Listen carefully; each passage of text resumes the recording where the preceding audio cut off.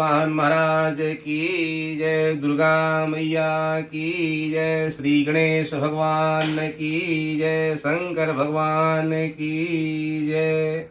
अथ जीवित पुत्रिका व्रत कथा। एक बार नैमिषारण्य के निवासी ऋषियों ने संसार के कल्याण के लिए श्री सूत जी महाराज से पूछा कि हे सूत, कली कराल में लोगों के बालक किस तरह से दीर्घायु होंगे, सो कहिए। सूत जी बोले कि जब द्वापर युग का अंत और कलयुग का प्रारंभ था, उसी समय बहुत सी शोकाकुल स्त्रियों ने आपस में सलाह की कि क्या इस कली काल में माता के जीवित रहते पुत्र मर जाएंगे। जब वे आपस में कुछ निर्णय नहीं कर सकी तो गौतम जी के पास पूछने के लिए गई। जब उनके पास पहुंची तो उस समय गौतम जी आनंद के साथ बैठे थे। उनके सामने जाकर के उन्होंने मस्तक झुका करके प्रणाम किया। तदंतर स्त्रियों ने पूछा कि हे प्रभु, इस कलयुग में लोगों के पुत्र किस तरह से जीवित रहेंगे, इसके लिए कोई व्रत हो, उपाय हो, तप हो तो बताइए। इस तरह की बात सुनकर के गौतम जी बोले कि आपस में आपसे मैं वही बात कहूँगा जो मैंने पहले से सुन रखी है। गौतम जी ने कहा कि जब महाभारत युद्ध का अंत हो गया, द्रोण पुत्र अश्वत्थामा के द्वारा अपने बेटे को मरा देख करके पांडव बड़े दुखित हुए।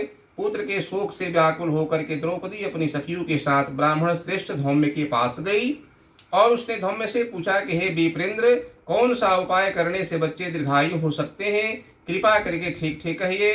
धम्य बोले कि सतयुग में सत्य वचन बोलने वाला, सत्याचरण करने वाला समदर्शी जिमुतवाहन नाम का एक राजा था। एक बार वह अपनी स्त्री के साथ अपने ससुराल गया, वहीं जाकर के रहने लगा। एक दिन आधी रात के समय पुत्र के शोक से व्याकुल होकर कोई स्त्री रोने लगे, क्योंकि वह अपने बेटे के दर्शन से निराश हो चुकी थी। उसका पुत्र मर चुका था। वह रोती हुई कहती थी कि हाय, मुझ बूढ़ी माता के सामने मेरा बेटा मरा जा रहा है। उसका रुदन सुन करके राजा जिमुतवाहन का तो मानो हृदय ही विदीर्ण हो गया। वह तत्काल उस स्त्री के पास गया, उससे पूछा कि तुम्हारा बेटा कैसे मरा है। बूढ़ी ने कहा कि गरुण प्रतिदिन आकर के गांव के लड़के को खा जाता है। इस पर दयालु राजा ने कहा कि माता, अब तुम रो मत, आनंद से बैठो, मैं तुम्हारे बच्चे को बचाने का प्रयत्न करता हूँ। ऐसा कहकर के राजा उस स्थान पर गया जहाँ गरुण आकर के प्रतिदिन मांस खाया करता था। उसी समय गरुण भी उस पर टूट पड़ा और राजा के शरीर का अंग खाने लगा। जब अतिशय तेजस्वी गरुण ने राजा का बायां अंग खा लिया तो झटपट राजा ने अपना दाहिना अंग फेर करके गरुण के सामने कर दिया। यह देख करके गरुड़ जी ने कहा कि देव जोनी में जन्मे तुम कौन हो, तुम मनुष्य तो नहीं जान पड़ते हो। अच्छा, अपना जन्म और कुल बताओ। पीड़ा से व्याकुल मन वाले राजा ने कहा कि हे पक्षीराज, इस तरह के प्रश्न करना व्यर्थ है, तुम अपनी इच्छा भर मेरा मांस खाओ। यह सुनकर के गरुण रुक गए और बड़े आदर से राजा के जन्म और कुल की बात पूछने लगे। राजा ने कहा कि मेरी माता का नाम सैव्या है, मेरे पिता का नाम शालिवाहन है, सूर्य वंश में मेरा जन्म हुआ है, जिमुतवाहन मेरा नाम है। राजा की दयालुता देख करके गरुण ने कहा कि हे महाभाग, तुम्हारे मन में जो अभिलाषा है सो वर मांगो।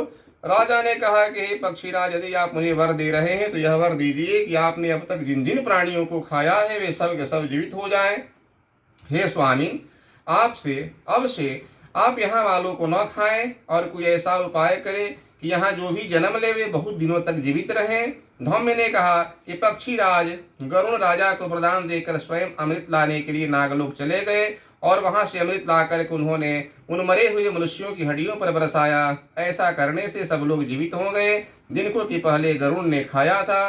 राजा के त्याग और गरुण की कृपा से वहां वालों का कष्ट दूर हो गया। उस समय राजा के शरीर की शोभा दुनी हो गई। राजा की दयालुता देखकर गरुण ने फिर पूछा कि मैं संसार के कल्याण के लिए एक वरदान देता हूँ। आज आश्विन कृष्ण पक्ष सप्तमी से रहित शुद्ध अष्टमी तिथि है। आज ही तुमने यहाँ की प्रजा को जीवन दान दिया है। हे वत्स, अब से यह दिन ब्रह्म भाव को प्राप्त हो गया है, जो मूर्ति भेद से विविध नामों से विख्यात होगा। त्रैलोक्य से पूजित दुर्गा अमृत प्राप्त करने के अर्थ में जीवित पुत्रिका कहलाई है। सो इस तिथि को जो स्त्रियां उस जीवित पुत्रिका की कुश की आकृति बनाकर के तुम्हारी पूजा करेंगी, सो दिनों दिन उसका सौभाग्य बढ़ेगा, वंश की वृद्धि होगी। हे महाभाग, इस विषय में विचार करने की कोई आवश्यकता नहीं है। हे राजन, सप्तमी से रहित और उदया तिथि की अष्टमी को व्रत करें, यानी सप्तमी विध अष्टमी का त्याग करें। जिस दिन शुद्ध अष्टमी हो उसी दिन व्रत करें। नवमी में सूर्योदय के बाद पारण करें। यदि इस पर ध्यान न दिया गया तो फल नष्ट हो जाएगा। जिमुतवाहन को इस तरह का वरदान देकर के गरुण बैकुंठ धाम को पधार गए। और राजा भी अपनी पत्नी के साथ अपने नगर को वापस आ गए। धौम्य द्रौपदी से कहते हैं कि हे देवी, मैंने यह अतिशय दुर्लभ व्रत तुमको बतलाया, इस व्रत के करने से बच्चे दीर्घायु होते हैं। हे देवी, तुम भी पूर्वोक्त विधि से यह व्रत करो और दुर्गा जी का पूजन करो, तुम्हें भी अभिलषित फल प्राप्त होगा। मुनिराज धौम्य की बात को सुनकर के द्रौपदी के हृदय में एक प्रकार का कौतूहल उत्पन्न हुआ और पूर्ववासिनी स्त्रियों को बुला करके उनके साथ उत्तम व्रत किया। गौतम ने कहा कि यह व्रत और इसके प्रभाव को किसी एक चिल्ह ने सुन लिया था और अपनी सखी सियारिन को बताया। उसके बाद पीपल वृक्ष की शाखा पर बैठ करके उसी चिल्हनी ने और उस वृक्ष के खोते में बैठकर सियारिन ने दोनों ने व्रत किया। फिर वही चिल्हनी किसी उत्तम ब्राह्मण के मुख से कथा सुने आई और सियारिन भी कथा सुनने के लिए गई थी, और आधी ही कथा सुनी थी कि उसे भूख लग गई और जाकर के श्मशान में मरे हुए जीवों को खा लिया, और इधर चिल्हनी बिना खाए पिए ही रह गई। सवेरे वह गौशाले में गई और वहाँ उन्होंने गौ के दूध का पारण किया।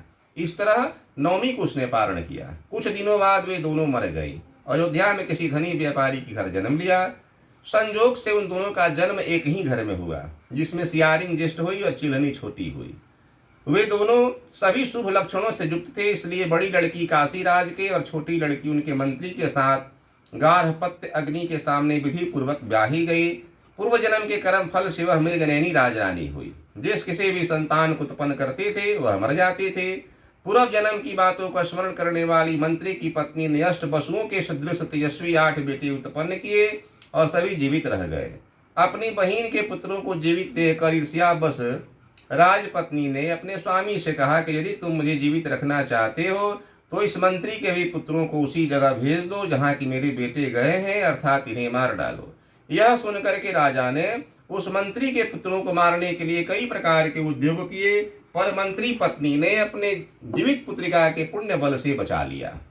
एक दिन राजा ने अपने आदमियों से उन पुत्रों का सिर कटवा करके पिटारी में रखवाया और वह पिटारी उसकी माता मंत्री पत्नी के पास भेज दिया, किंतु वे 8 सिर बेशकीमती हीरे जवाहरात हो गए। भले चंगे वे 8 लड़के अपनी माता के पास वापस चले आए। उनको जीवित देखकर राजपत्नी को बड़ा विस्मय हुआ। अंत में वह मंत्री की पत्नी के पास आए और उसने पूछा कि बहन, तुमने कौन सा ऐसा पुण्य किया है जिससे कि वह बार बार मारे जाने पर भी मरते नहीं हैं। इस पर मंत्री की पत्नी ने कहा कि पूर्व जन्म में मैं चिल्हनी थी और तुम सियारिन थी। हम दोनों ने व्रत किया था। तुमने व्रत के नियमों का भली भांति पालन नहीं किया था और मैंने किया था। इसी दोष से हे बहन, तुम्हारे बेटे नहीं जीते हैं और मेरे जीते हैं। तो राजरानी, अब भी तुम उस जीवित पुत्रिका का व्रत करो, तुम्हारे भी बेटे दीर्घायु होंगे। मैं तुमसे सत्य कह रही हूँ। उसके कथनानुसार रानी ने भी व्रत किया और तभी से उसके कई बेटे सुंदर और दीर्घायु होकर के बड़े बड़े राजा हुए। सुत जी महाराज कहते हैं कि सब प्रकार का आनंद देने वाला मैंने यह दिव्य व्रत जीवित पुत्रिका का कथा सुनाया। स्त्रियां चिरंजीविनी संतान चाहती है तो इस व्रत को अवश्य करें। प्रेम से बोलिए जीमुत वाहन महाराज की जय।